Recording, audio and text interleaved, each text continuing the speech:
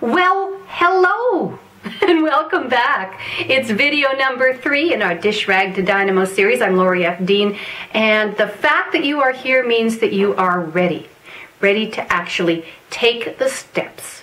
This practical, powerful, transformational journey from where you are now, which is pretty sedated, to where you want to be, which is pretty sizzling. We're going to go from being a dish rag in a prison to being a dynamo. Oh, look at you rock goddess with your hair flowing in the breeze, up in your little paradise castle there, compared to where we start from in our prison. Feels like we've got the weight of the world on our shoulders, with the pain and the fear and the uncertainty and the darkness and the heaviness and the chaos.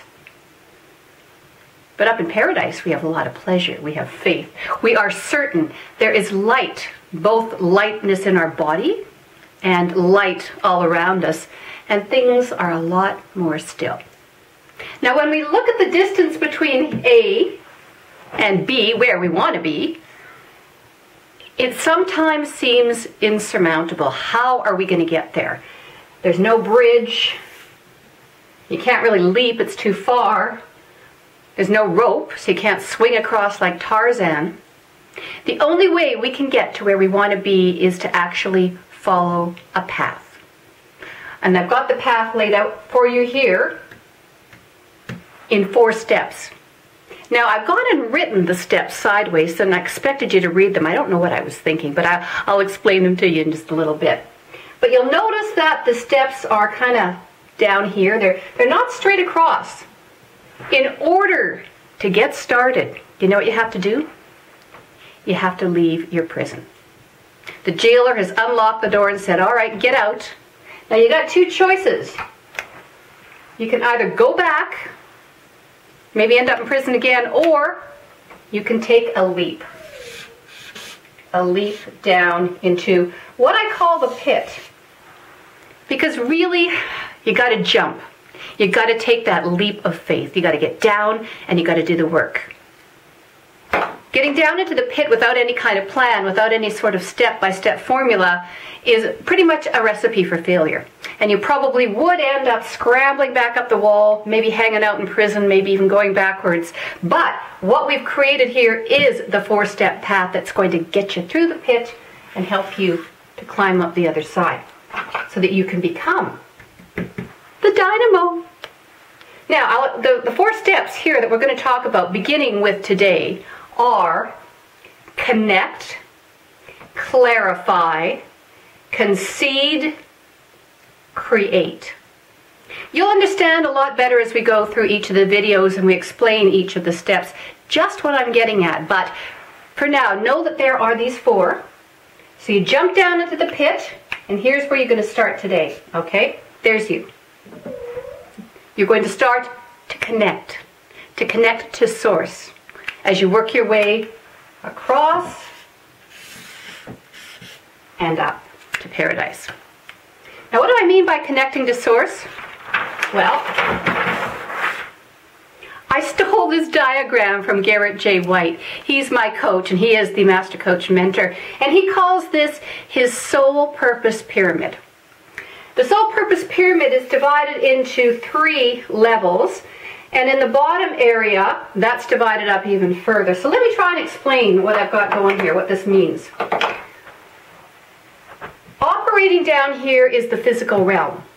This is the tangible results that we see. This is the physical body. This is what's on and going on in the world that we live in on a day-to-day basis. Most times we call this real. And why do we call it real? Because it's things that we can see and things that we can touch and things that we can taste. And it just feels solid and firm. And we say, well, it has to be real. We know it's there. We're pretty real.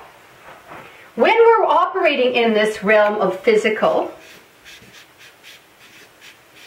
we are driven by 3 main areas. We're driven by the body. We're driven by our bank account. And we're driven by our relationships. Now, over time, all of these things change.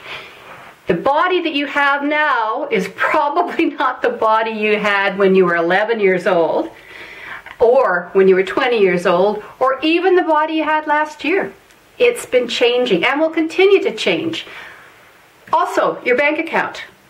When you started off, maybe you didn't have anything. Maybe you got a lot. Or maybe it's the other way around. Maybe you had a lot and it's kind of skimpy right now. And the relationships.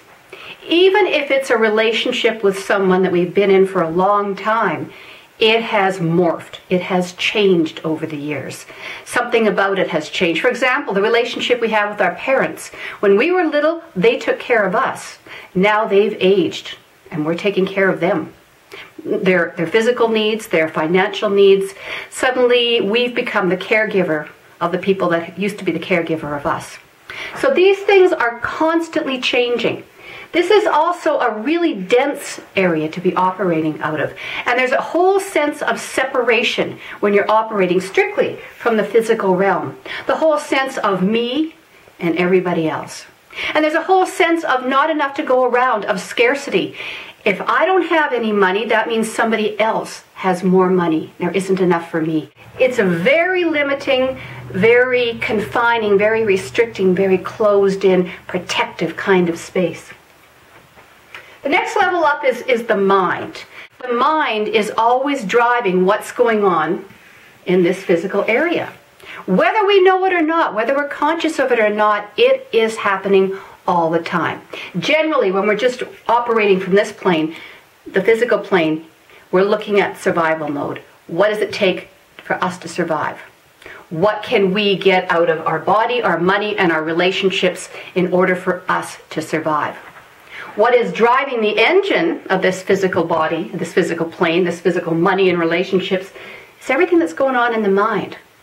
Now, what's going on in the mind? Because how can I say that? We can't see it. It's not tangible, at least not, well, it's going on in the mind. And by the way, let me tell you that the mind and the brain are not necessarily the same thing, in spite of what you've been told. I invite you to think about that for a minute. Anyway, the stuff that's going on in here is affecting everything that's going on in here. So what do we have up here? Well, we have our beliefs. We have our judgments. We have our thoughts, our perspective or point of view. Those types of things are affecting everything that's going on in the physical world. What do you believe about something? Where did that belief come from? Do you still hold it to be true? It has become so ingrained in you that it automatically triggers a thought, which automatically triggers a reaction, which automatically causes something to happen in one of those areas. When I was 44 pounds overweight, as I mentioned in one of the previous videos, I was operating strictly from this level. What I didn't know at the time was that what was going on up here was affecting what was showing up here. Now, I looked at it as all the pressures of the outside world that I was dealing with at that time. You see, after I got married, my mother got sick. Within a period of 6 months, she went from being relatively healthy to being in a home, diagnosed with multiple sclerosis, where she spent the next 20 years. She was 63 when that happened. It took them a while to figure out it was MS because usually that strikes people when they're a lot younger. Nonetheless, there she was. My dad couldn't cope. He fell apart. I'm an only child. I was the one who tried to keep everything together and to deal with everything that was going on. Now, my mom ended up being in the hospital in June, and by October of that same year, 1989, I found out I was pregnant with my daughter. I'm trying to cope with my father, who's basically given up on life. I'm trying to handle all of the situations going on with my mother. I'm trying to deal with their home to see if the home can be made handicapped friendly so she can come home and maybe live there at least part-time. And I'm pregnant, and I'm working, and I'm dealing with my own life and marriage, and. I was operating only at this level, so I thought, why me? Why is all of this happening to me? I can't handle this stress. What did I do to deserve this? And as I was listening to those thoughts roll around in my head, the belief system, I could hear my dad's voice. I could hear the voice of my relatives. Those are the kind of beliefs that they had ingrained in me from a very young age. And so when I was in a situation that looked like the outside world was causing certain things to happen, I blamed. I blamed everything going on. I blamed everyone else. And then I started to feel shame. Why do I resent looking after my parents? I shouldn't feel this way.